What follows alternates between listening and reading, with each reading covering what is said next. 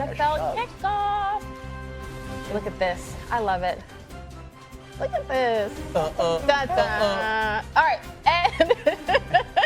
and we start with Jerry's Cowboys at the home of the Super Bowl champs. This will be the first time in over 50 years that the Eagles will be the home team in a season opener versus the Cowboys. The Eagles are 7.5-point favorites heading into the game, according to ESPN Bet, and are 17-8 in season openers since 2000. So, Dano, which team is the biggest threat to the Eagles in the NFC? Los Angeles Rams. They were last year, and they still are. Yeah. It's because their lines of scrimmage, their coach, and their quarterback. But I wanted to go, next level. I think most people think Rams, right? I think because of the performance of last year, the roster that's in LA, they got a quarterback who's done all that. I think that's the team that's in the class, that next tier. And then there's 3 or 4 teams that are not that far off. I think Minnesota, if they get average quarterback play, Minnesota is going to have top 5 lines of scrimmage, both offensively and defensively. They got a top 5 coach combination when it comes to head coach, play caller, and defensive coordinator Kevin O'Connell, Brian Flores. Best receiver in football, one of them. So, Minnesota's absolutely loaded. I think Green Bay is absolutely in that group as well. That's right. Green Bay's roster is fantastic. Their offensive line is going to be awesome. They got weapons galore. Can Jordan Love stay healthy? The sneaky team is the Tampa Bay Buccaneers. Tampa Bay's really good on both sides of the line of scrimmage as well. I would make the case that Tampa Bay's got the best wide receiver group in the NFL. Top to bottom, they got 4 dudes that are going to be flat out awesome. Baker Mayfield in the last 2 years has been absolutely sensational. They got 2 young backs that are fantastic. Tampa Bay's in that group. And then the next team, Detroit and Washington are absolutely in that conversation. Detroit, I got to see a little bit with Frank Ragnow, the coordinators. Washington's got to get Terry McLaurin. But, they're the Rams, and then there's that next group. Kimberly, I know you don't really host the show a lot, so I'm gonna ask you a question. Because sometimes, my ears don't work. Did you say, Dan, who are the biggest threats? Yeah. So I thought you're sitting right here, so I know you heard me. Yeah. We just wanted one team. You gave me everybody in the NFC. I don't give anybody. I think on the team I got the Saints. How are the Saints? Are they going to I think that's on the team. It's going to be a no for me tonight. And you talked so glowingly about the Commanders. Yeah. But you see Terry still there, correct? Well, he's got to be on the team. Okay. All right. But that was the sixth. That was the sixth. You did catch that. You did catch that. If I'm them, I don't sign Terry neither. Exactly.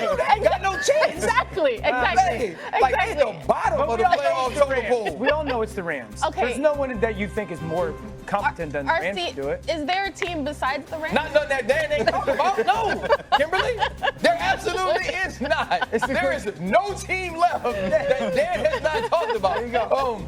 But I do like the Packers, and the thing I want to point out about the Packers is it's going to be what you get from Nate Hobbs and Keyshawn Nixon at the corner position, right? You look at the way that Jeff Hafley coached his first year as the defensive coordinator. They attacked more simulated blitzes. I think Edgerrin Cooper is a name we have to keep our eyes on, a player we have to keep our eyes on. And what Xavier McKinney did going over there, having an all-pro season, you think about Williams and Bullard also playing in the inside. It's like, okay, if they get good corner play, then everything solely and points to Jordan Love, right? Because you have weapons. You're going to be good up front on both sides of the football. I think Matt LaFleur is an underrated offensive coach 100%. In this league. What they were able to do with the run game and Josh Jacobs last year, the creativity of it, but also we watched 2 different teams win games for Green Bay. The one that Jordan Love quarterback and the one that Malik Willis quarterback. And so I love watching this team evolve, but you can't go 1-5 in your division.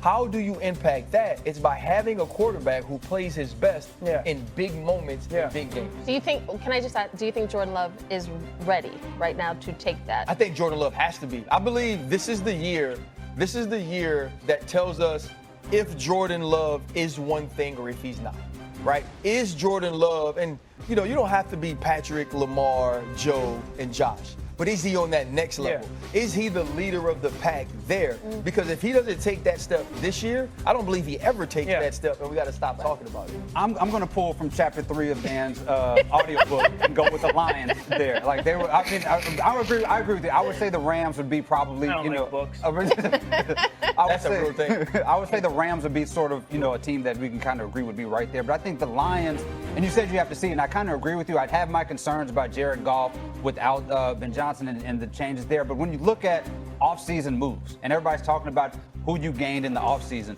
the Lions gained the most in the offseason because they got people healthy. They got a team that they did not have last year, and even then they still were incredible and right there. I think that with you bringing those guys back, right, and you have enough weapons on that team, I think they can still make some noise in the NFC and be right there. I do think they can be right there neck and neck with the Rams. I have some concerns about the Rams. The secondary, most notably, is a big concern I have with them. But I think we will see a Detroit Lions that we thought we were going to see last year with the health. Everything's Johnny Morton and Kelvin Shepard. Totally. Yes. And it's how do you replace the interior linemen? Yes. Right? Like this team was as solid up front, especially in the run game, guard to guard, as any team in the entire NFL. They won. And if that changes, if that's not a centerpiece of who they are, and it only affects the run game, now you have a quarterback who's not a mobile quarterback that has pressure in his face. And I think that is a total departure from the things that they've been the last 2 years. I love Detroit. I have no concerns about Jared. I think when you take in two different teams with two different coaches to, essentially championship games, like that speaks volumes. Here's where I get a little bit hesitant with Detroit this year. Frank Ragnar retiring, to your point, the interior of the offensive line, massive deal. Losing both coordinators, that's hard to replace. We also, Hutch is coming off of a pretty good injury. Who is he? What is he this year? Aleem McNeil coming off of a pretty big injury. What is he this year? Terrion Arnold still dealing with a hammy. So there's some things with Detroit that I'm just I have just a little bit of reservations of this is still an awesome football team, but I can't say in one mouth. Caleb Williams is under the most pressure out of anybody in the NFL because they got the offensive coach in the last decade that's been the hottest going. Right, and not subtracted from the Lions. And the Lions are going to be fine. Right. And too, I think we always look at what happens when a team goes far and wins. It's like, what happens when you don't go as far as you're supposed to and you lose? Right. How you recover from that. Dan mentioned everybody in the NFL, so that cut off some time for I apologize. So, no, it's okay. It's a good conference. You did a great job. It's a good conference. You did a great job. All right, Dan talked about a lot of teams. Sitting to deal Micah Parsons, what would you even ask for? Multiple first-round picks and one or two really good young players under contract. And Dano mentioned this earlier. You're really signaling